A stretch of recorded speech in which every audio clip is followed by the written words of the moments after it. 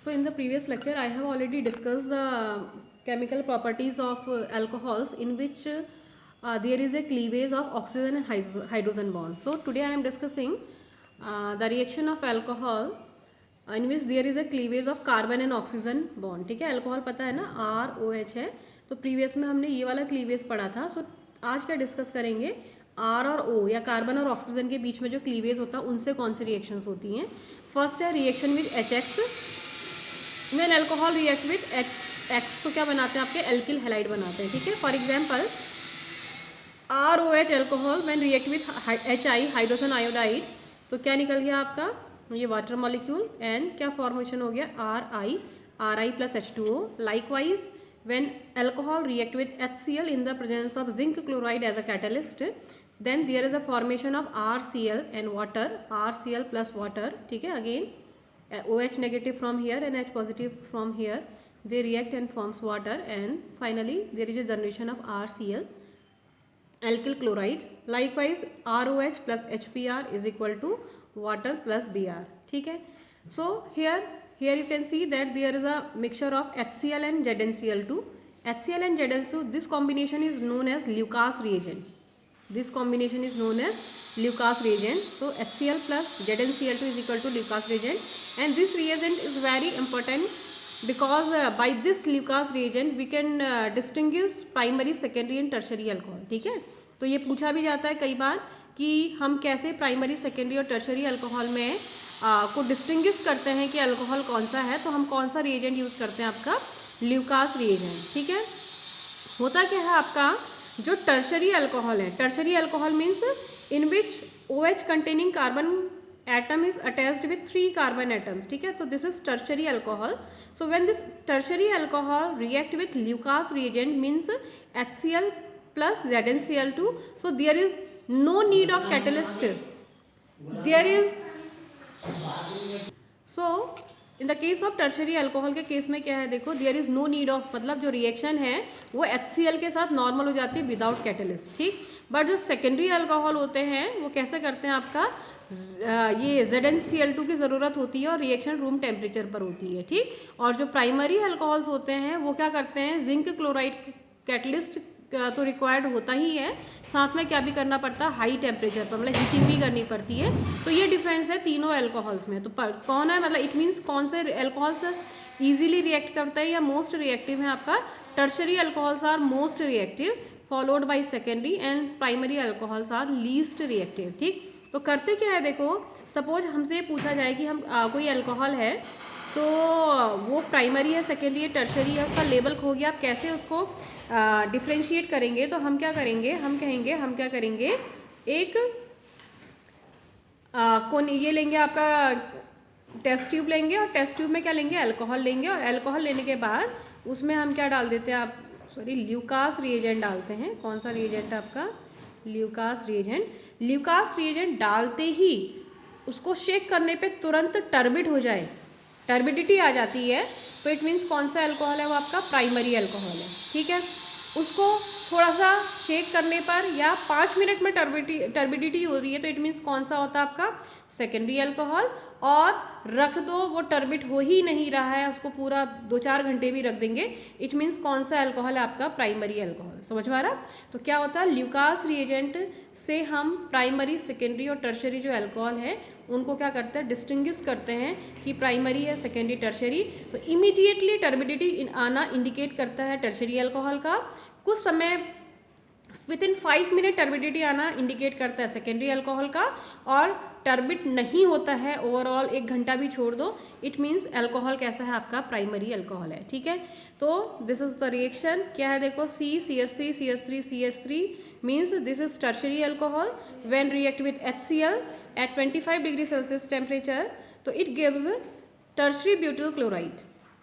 Okay, तो क्या है, देखो ये क्या है, आपका टर्शरी अल्कोहल है when react with HCl at 25 मतलब room temperature 25 degree Celsius means room temperature पर ही जब इन दोनों को मिक्स करते हैं तो there is a formation of tertiary butyl chloride. Likewise this is secondary alcohol. Secondary alcohol react with HCl in the presence of zinc chloride. तो ये क्या बनाता है, आपका ये वाटर और यहाँ पर का chlorine. And this one is primary. तो प्राइमरी में क्या करते हैं, आपका हीट करने पर ही रिएक्शन होती है. इट मीन्स यदि हम आपका टेस्ट ट्यूब में नॉर्मल टेम्परेचर पे उसको कितना भी शेक कर लेंगे, हमारा कभी भी क्या नहीं बनता, आपका जो ये आपका एल्किल हैलाइड्स हैं वो फॉर्मेशन नहीं होता है, ठीक है। नेक्स्ट सेकेंड रिएक्शन है जो reaction with PCl5, PBr3 and SOCl2 के साथ हैं। तो क्या होता है, इन तीनों के साथ ही रिएक्शन करें, चाहे PCl5 के साथ करें, चाहे PBr3 के साथ करें, चाहे SOCl2 के साथ करें, तो इन केस में भी क्या जनरेट होता है, आपका एल्किल हैलाइड्स ही बनते हैं, RX का ही फॉर्मेशन होता है। For example ROH alcohol man react with PCl5। PCl5 कैसे रिएक्शन करता है ये हमेशा मालूम होना चाहिए। कैसा, जो लास्ट वाला ऑक्सीजन होता है उसके ऊपर लिखो P, 3 Cl नीचे, एक दाएं और एक बाएं, ठीक है। तो क्या बना आपका, देखो RCl, POCl3 एंड HCl3 में कन्वर्ट हो गया।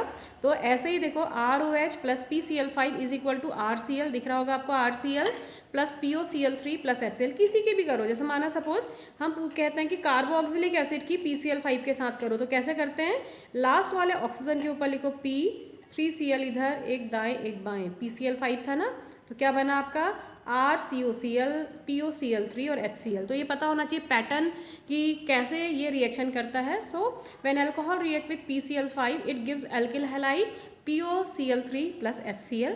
Likewise when alcohol react with PBr3, और PBr3 कैसे रिएक्शन करता है ये भी मालूम होना चाहिए। कैसे करता है, 3 मॉलिक्यूल्स ऑफ एल्कोहल, ठीक है, ROH react with 1 molecule of PBr3, Br and Br, ठीक है, ये PBr3 है। तो क्या बना आपका, देखो ये RBr, ये भी RBr और ये भी RBr, it means there is a formation of 3 RBr plus क्या हुआ H3PO3, क्या बनता है फिर आपका फॉस्फोरस एसिड बनता है H3PO3, ठीक। तो ये किसकी रिएक्शन है, the reaction of alcohol with PBr3 it gives alkyl bromide plus H3PO3।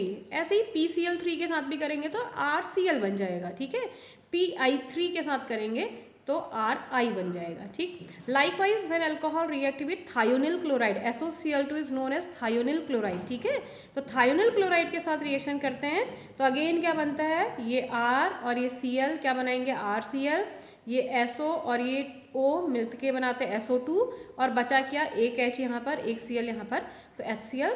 तो अल्कोहल थायोनिल क्लोराइड से रिएक्शन करता है, SOCl2 is known as thionyl chloride, ऐसा लिखा ये है thionyl chloride, and this reaction is known as Darzens reaction. कौन सी रिएक्शन कहलाती है, the reaction of alcohol with thionyl chloride, this reaction is known as Darzens reaction, ठीक। So these are few reactions. So now the mechanism of this Darzen reaction, ये बहुत important reaction भी है डार्जन्स reaction. क्यों, क्योंकि ये एक ऐसी रिएक्शन का एग्जाम्पल है SNI का, जो कि बहुत ही रेयर होती है, ठीक है। हम जब न्यूक्लियोफिलिक सब्स्टिट्यूशन रिएक्शन पढ़ते हैं तो उस केस में हम क्या पढ़ते हैं, SN1 SN2। एक तीसरी रिएक्शन और होती है, कौन सी, SNI, और जो SNI होती है उसके काफ़ी कम एग्जाम्पल है। तो this is one of the most important example of SNI, ठीक है। So the mechanism is, so now the mechanism of this Darjan's reaction, so alcohol ROH when this alcohol react with, देखो SOCl2 के साथ reaction करता है तो कैसे reaction होती है। सो क्या है, देखो S और Cl, तो क्लोरीन ज़्यादा इलेक्ट्रोनेगेटिव है, तो क्लोरीन यहाँ से इलेक्ट्रॉन लेके निकला नेगेटिव, ठीक। ये कैसा हो गया, सल्फर पॉजिटिव, सल्फर पॉजिटिव हो गया तो ऑक्सीजन के पास लोन पेयर ऑफ इलेक्ट्रॉन है, इसका यहाँ पर अटैक हो गया, ठीक है। तो क्या बना आपका, देखो ROH पॉजिटिव, ये पॉजिटिव यहाँ से वहाँ आ जाएगा क्योंकि ऑक्सीजन अपना इलेक्ट्रॉन एक डोनेट करेगा सल्फर को, ठीक है। तो ROH SOCl2, या नहीं समझ में आ रहा तो सीधे ऐसा भी कर सकते हो, यहाँ से Cl नेगेटिव निकाल दो और यहाँ से H पॉजिटिव निकाल दो, ऐसा भी कर सकते हो, लेकिन ये भी आना चाहिए वैसे कि कैसे बनाते हैं। तो क्या हो जाएगा, HCl ऐसे बन जाएगा और बचेगा क्या, ROSOCl, दिख रहा है यहाँ पर बन रहा है ROSOCl, ठीक। तो होता वैसे क्या है, पहले यहाँ से Cl नेगेटिव निकलता है, सल्फर बिकम्स पॉजिटिवली चार्ज, जैसे सल्फर पॉजिटिवली चार्ज होगा there are 2 lone pair of electrons are present in oxygen atom, तो ये यहाँ से यहाँ अटैक हो जाएगा। So there is a formation of oxygen sulphur bond, तो देखो ROH SOCl2, बाकी ऐसा ही रहा, SO, ये वाला Cl मैंने इधर लिख दिया, ये Cl है, ये Cl इधर है और ये क्या हो गया पॉजिटिव। अब जब ये O में पॉजिटिव आएगा तो ये बॉन्ड यहाँ से क्या निकल जाएगा H पॉजिटिव, ठीक। तो इसने इलेक्ट्रॉन अपनी ओर, जब पॉजिटिव आ गया तो इलेक्ट्रॉन क्योंकि नेगेटिव है अपनी ओर पुल करेगा, ठीक है। कौन? ऑक्सीजन। ऑक्सीजन अपनी ओर इलेक्ट्रॉन पुल करेगा तो oxygen becomes neutral and there is a elimination of H positive, ठीक है। तो क्या बना ROSOCl, ठीक है। अब देखो होता क्या है, यदि इससे बनता क्या है, बनना देखो SO2 और Cl है। तो कैसे बनता है, दो चीज़ हैं आपका, यहाँ से Cl निकला, ठीक। तो ये नेगेटिव हो गया तो ये कैसा हो जाएगा पॉजिटिव। जब ये पॉजिटिव हो गया तो इसने अपनी ओर इलेक्ट्रॉन को क्या किया, पुल किया, ये नेगेटिव। ये कैसा हो गया पॉजिटिव, ये कैसा है नेगेटिव। तो होता क्या है देखो, जो यहाँ से क्या निकला था आपका स्टार्टिंग में Cl नेगेटिव निकला था ना, यहाँ पर को क्या निकला था आपका Cl नेगेटिव। ये Cl नेगेटिव इस R के साथ रिएक्ट करके RCl बनाता। तो एक तो मैकेनिज्म ऐसी है कि जो Cl नेगेटिव है ये R के साथ रिएक्शन करेगा और R के साथ अटैक करके RCl में कन्वर्ट हो जाएगा, ठीक। R ये Cl नेगेटिव यहाँ से होता क्या है, फिर ये Cl नेगेटिव ऐसे निकला, ये वाला RO बॉन्ड ऐसे क्लीव हुआ तो ये क्या हो गया सल्फर, डबल बॉन्ड O ऐसे ही था। अब ये भी क्या था, सिंगल बॉन्ड O था।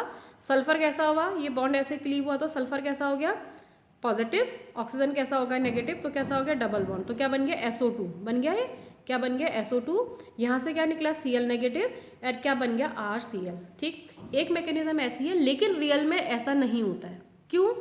क्योंकि यदि इसमें ऐसा होता तो क्लोरीन कहाँ क्या हो रहा है, ये देखो ये वाला ग्रुप इलिमिनेट हो रहा है OSOCl, ये वाला ग्रुप निकल रहा है और क्लोरीन हमेशा कहाँ से अटैक कर रहा है, पीछे से, क्योंकि यहाँ से तो निकल रहा है, ठीक। तो कहाँ से अटैक कर रहा है, बैक साइड अटैक कर रहा है।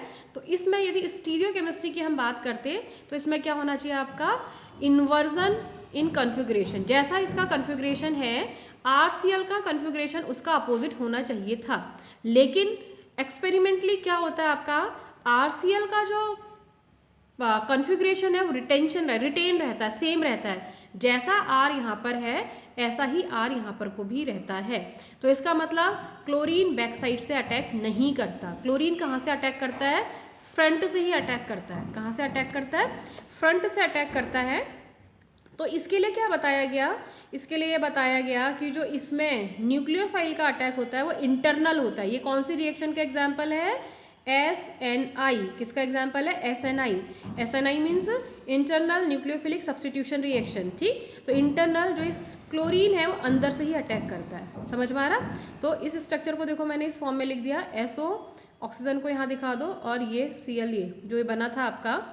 तो पहले क्या होता है यहाँ से देखो, ठीक, ये इस फॉर्म में ना रह के ये आयन पेयर के फॉर्म में रहता है। किसके फॉर्म में रहता है, आयन पेयर के फॉर्म में। जैसे ये था ना आपका, तो ये किस फॉर्म में रहता है, R positive O negative SOCl, दिख रहा, ये Cl ऐसा ही है, ये SO ऐसा ही है, ये O नेगेटिव और R पॉजिटिव।